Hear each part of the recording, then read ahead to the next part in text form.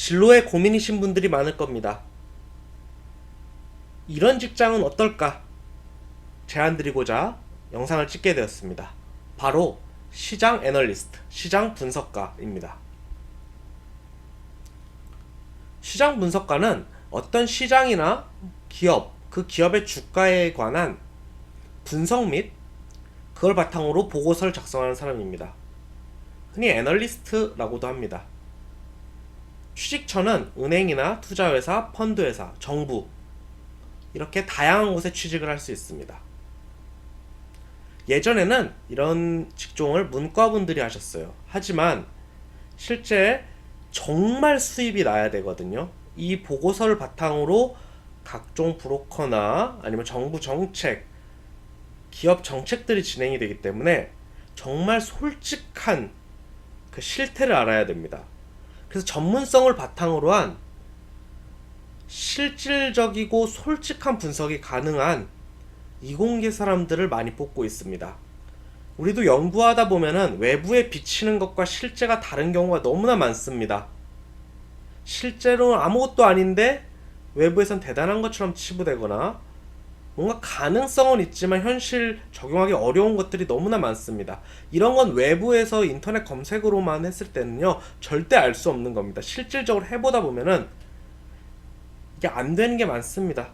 연구를 하시다 보면은 되게 사람이 시니컬해지잖아요. 그런 측면에서 정말 솔직한 보고서를 쓰기 위해서 이런 분들이 필요한 겁니다.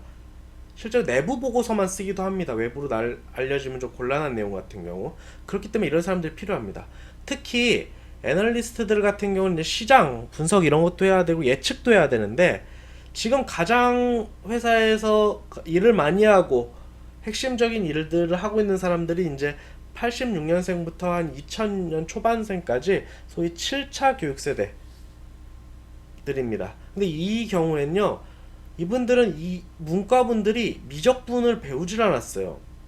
고등학교 때 배운 거랑 대학교 배울 때는 차원이 다릅니다. 수능을 앞두고 정말 수백 번 문제를 푼 거하고 대학 가서 한 건 차원이 다를 수밖에 없어요.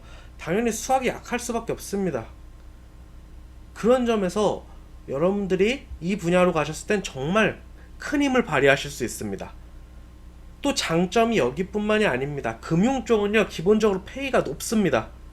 페이가 높아요. 또 브로커와 달리 어떤 인센티브를 받는다는 개념이 아니기 때문에 여러분들 보고서만 쓰면 되기 때문에 이런 성과에 대한 리스크가 또 적습니다. 그래서 마음을 그렇게 졸이지 않으셔도 돼요. 모르고 그냥 설명하는 게 아니냐? 실제 사례를 한번 가져왔습니다. 지인분이십니다. 지금도 유명하지만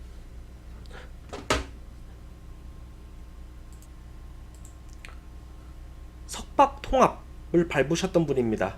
대한민국 최고의 대학교에서 생명과학 분야에서 일하시던 그 석박을 하시던 분인데 큰 질병이 발견이 된 겁니다. 그래서 중퇴하시게 됐습니다. 지금이야 어느 정도 기간이 있으면은 이걸 그냥 석사를 인정해주고 졸업을 시키는 그런 것도 있지만, 그 당시에는 석박 통합하다 중간에 이게 하면은 다 무시가 되던, 그랬어요. 그러니까 이제 시작하던 시대였거든요. 그러다 보니까 나이 이제 다 완치가 되셨습니다. 완치가 되셨는데 이미 나이는 30 몇이 되셨는데 학부졸만 된 거예요. 당연히 그 기간 거의 한 몇 년, 10년 가까이를 그냥 아무 경력이 없는 겁니다. 그러다 보니까 그분의 스펙에 비해서 상대적으로 중견기업에 취업을 하시게 됐고요. 근데 그 중견기업이 악명이 높은 중공기업이에요. 정말 어떤 딱 캐시카우는 있어서 수익은 있지만 또 그러다 보니까 아무런 발전도 없고 그 분위기도 너무 안 좋고 페이도 안 좋고 이런 기업이었습니다.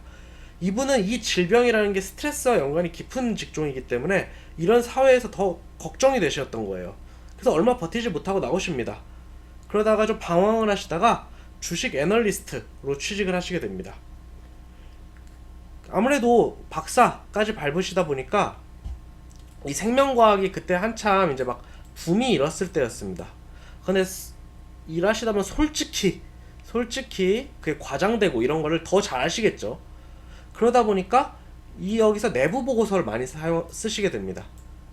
이렇게 소위 생명 관련된 어떤 주식이나 이런 상품들이 많잖아요. 이런 거에는 솔직한 보고서를 쓰시는 거예요. 당연히 임금이 원래 여기 중견민보다 훨씬 높다고 합니다. 훨씬 거의 1.5배, 6배 이상 높다고 합니다. 웃긴 거는 퇴근 시간도 딱 정해져 있습니다. 보고서만 쓰면 되니까. 그리고 이런 데는 이제 그 어떤 장곡의 시간이 있죠. 물론 이게 투자를 하시는 분도 아니기 때문에 일찍 끝납니다. 또 터치하는 사람이 없는 겁니다. 왜냐? 이 분야를 이 사람만큼 잘하는 사람이 없었던 거예요. 그러니까 뭐 어떤 말을 써도 그렇다라고 넘어갈 수밖에 없겠죠. 당연히 스트레스도 적습니다. 그러니까 이 질병에 대한 걱정이 있으신 분이 이렇게 스트레스도 적으니까 모든 거에 만족을 하고 계세요. 지금 거의 제가 알고 있기로 꽤 오래 지금 근무하시는 걸로 알고 있어요. 당연히 만족도 높고요. 그래서 제가 이 실제 사례를 보니까 꼭 공대생이라고 해서 꼭 연구원 뭐 이런 식으로 안 가도 될 것 같다는 생각이 많이 듭니다. 그래서 요새 금융 이쪽으로도 취직을 많이 하니까 여러분들도 한번 고려해 보셨으면 좋겠습니다.